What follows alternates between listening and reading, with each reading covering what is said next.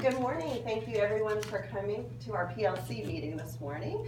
I wanted to go over two parts of my project that we've been working on kind of together. The first half of the slideshow is action research that I've done in my classroom to see if formative assessments increase math scores. And then the second half is about our PLC and how we collaborate. And I'll go over the results of our survey together with that. So to start off, our PLC, when we met in December to go over our FAST data, we decided that we wanted to look more at how we can help the higher achieving kids make the progress, because we saw in our data that we needed to focus more on them.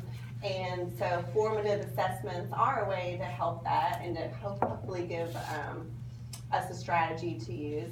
So the ones I used in my study were Nearpod, 3-2-1, and Think, Pair, Share.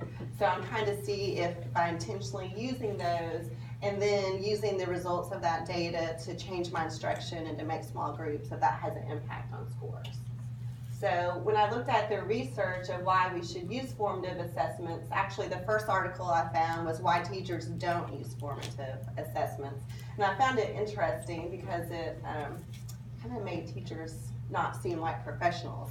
The reasons the research gave were teachers don't know how to make the inferences from the results of assessments, and that they don't know how to turn that into new instruction, which I disagree with that research when I look at us and all the conversations we have. But I guess as a whole, they say teachers really aren't doing that. It's more like they give a test, they grade it, they put it away, and they don't use it for instructional purposes. So what we're looking at really is the difference from the old-fashioned traditional classroom going to more of an assessment-centered classroom. So like I just mentioned, before we give a test, we grade it, we pass it back, and the focus is what's your grade. But really we need to be moving to these things where you look at it with the students, they analyze it, they find out where their weaknesses are, what their strengths are, and the teacher does too, and then the teacher changes instruction and helps kids that haven't mastered it to keep working until the skills are mastered. And so a lot of the research says it's one of the most powerful instructional tools we have. And it can be simple things that teachers are doing, but if they're just giving it and not analyzing it, that's where we're falling short. So these things can help us identify student understanding, determine what we need to teach next, especially if we have kids that need some intervention. The formative assessments can be documentation for us, but mainly they should be used to inform and improve instruction, but also to help students self-reflect and monitor their own work. So I like this graphic because it kind of just tells you in a nutshell how formative assessment should be used, and again, to monitor and evaluate and to change what we're doing so that we make the students more successful. So some common formative assessments are whiteboards, hot seat, math journals, enter-exit slips, Think, Pair, Share, the Nearpod app, which we've been using in some of our PLC meetings as well.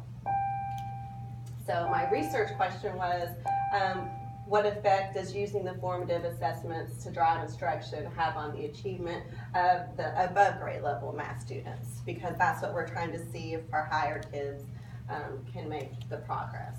So I'm hoping that it will reveal to me if what I'm doing is working.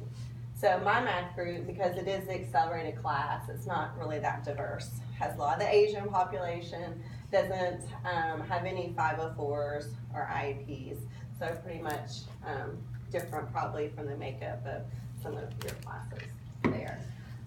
So for the pre and post assessment, I gave the FAST test, which is on the computer. It adapts to what the child's doing, so it keeps pushing them up to the next level if they're getting an answer that's correct. But it also gives the data that says what's coming up on the FAST test next for them in instruction. So that helped me know how to enrich for my kids when I looked at that data to know what skills they would need next. So here's just a sample of what the FAST test looks like, but you're familiar with that because you use it also. And so Jennifer, if you'll click the Nearpod link. This next one, go back. I really got into using this after we were shown it at our meetings, and it was really engaging for the kids. But what I found was there's already pre-made lessons that go with a lot of the skills we're teaching. And so if you look, this teacher does a lot of the lessons, and she lists the standards. So you can actually teach a lesson on Nearpod, but what I like are the questions like Ron ate a third of the pie, Beth ate 2/6, who ate more, explain your answer. So really this was kind of a way to disguise short answer practice, and they really got into it like with partners. I let them work, and they can use the draw it tool so they can actually draw the fraction shapes and do it. And then when they submit it to the teacher can also share with the whole class. And then that got into a lot of your mathematical practices for justifying and critiquing. Okay, what would you do with this answer? Is it correct? Does it make sense? And it really, I did see an improvement in their writing and explaining when they were doing it on the Nearpod. It also has a quiz section that you can use along with the instruction. You can put videos in it of yourself teaching. Just good, like if a kid's absent, they could use a Nearpod link. I didn't use that option, but it is there. But then you have the quiz section, and it has multiple choice questions, and then it's submitted right away, and the kids know right away if they have it right or if they have it wrong. So I like that gave them good instant feedback. So here's just an example of one of the ones I used on my Nearpod. I took one of my summative tests, and the questions that were most often missed, I put back in Nearpod and had them go back over it and see what we could come up with there. So if you want to know more about Nearpod, I can tell you a lot about it. And then the 3-2-1 is like an exit slip, 3 things you learned in class, 2 examples, and what's the question, or the think, pair, share. I did more of this orally, like I went through the process. They didn't necessarily fill out the sheet, but it kind of gave them an organizer of what to talk about with their partner for part of the formative assessments. But this was the big thing that I wasn't doing until the intervention. I was good at giving formative assessments, but not much about documenting them and deciding what groups need what skills. So I just made that form up to help me know where the kids fell and what I needed to do next for instruction. So I collected the FAST data, and then I looked at it again at the end of my research study. And then with the formative assessments, I gave them, then I used that form that I just showed you to analyze. Then I gave the FAST test at the end once again. So when I gave the pre-assessment, they had all mastered the 3rd grade skills, which is why they're in the accelerated group. So I would look at the skills that were coming up, and that was my starting point for my instruction. When I gave my Nearpods and the think, pair, shares, they're all good at computation. That group can compute, like nobody's business. And they get it all right. I mean, nobody needed reteaching on any of the fraction standards. They could do equivalent fractions, reduced fractions. They could do it all. But then the areas for improvement, definitely with communication. I mean, 82% of the kids could not communicate clearly. So that was big. And then a lot of them still make the careless mistakes with the reading, where they know the math, but they can't figure out what the question's asking them to do. So 17% needed reteaching in small groups for that. So when I looked at the data, the pre-test versus the post-test, I did have a lot of students move up. So I had 12 students who were below the 99th percentile move into that 99th percentile. So that was a big gain. And so I've seen less below the 90th percentile, but there's still 2 that are under the 90th percentile. But when you look at it overall for their growth goal, they're supposed to make a 4-point gain, but 6 out of 26 students made growth but didn't make that 4-point gain.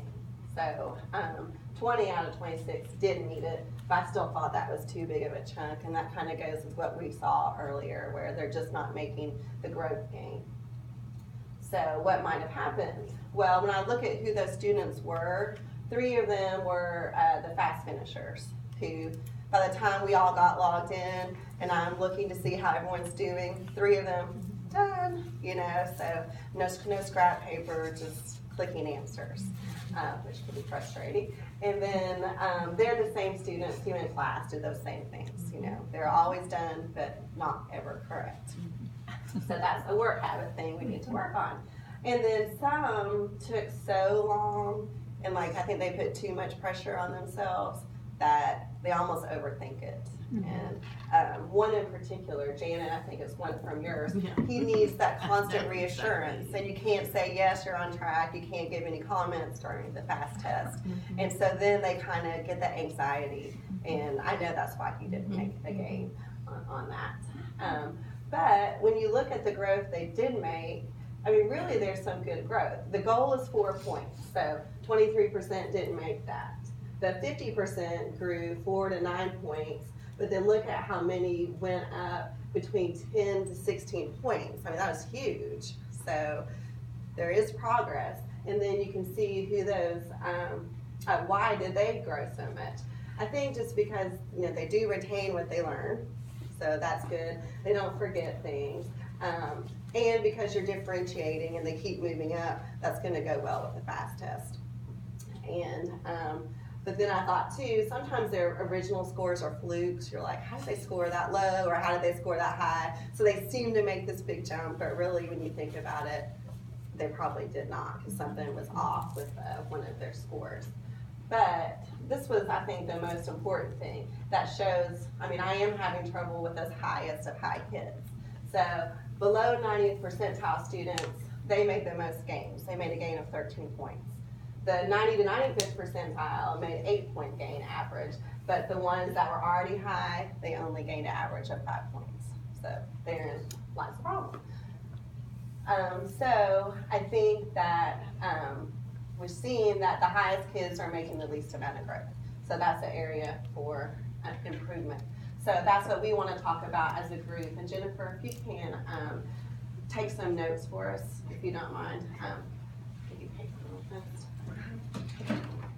So together, as a PLC, we're supposed to decide, like, what can we as a school do? If this is the data I'm seeing in my classroom, it's probably happening in other classrooms. What else do you think we can do to make sure that those highest kids move up? So any suggestions? I think we really need to throw in the mathematical practice. The mathematical Number, is that 1? I don't have my glasses on. Yes. Yes. Or understand a person. Yeah, that one, Okay. because I feel like instilling that in them just as children will Right. just help them